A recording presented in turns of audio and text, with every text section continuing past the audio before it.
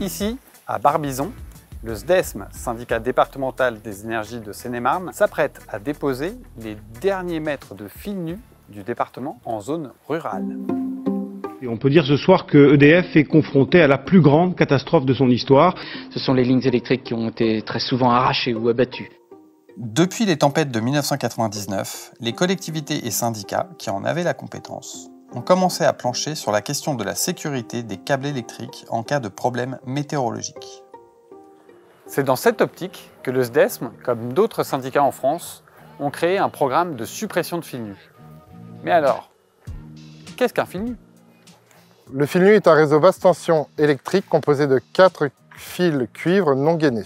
C'est un vieux réseau, en fait, à l'époque, qui déroulait du câble non gainé, c'était plus simple.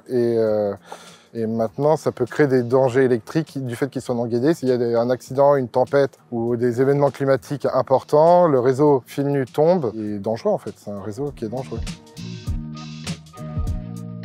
Le syndicat des énergies de Seine-et-Marne, comme d'ailleurs tous les syndicats d'énergie, s'occupe, en fait, assure la maîtrise d'ouvrage des travaux dans les communes rurales. En Seine-et-Marne, c'est 380 communes rurales qui sont concernées.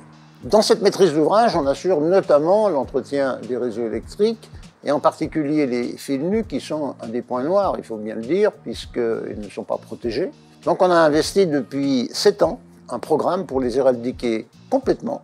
C'est 165 km de réseau qu'on aura terminé là, ces jours. Barbizon étant le dernier point.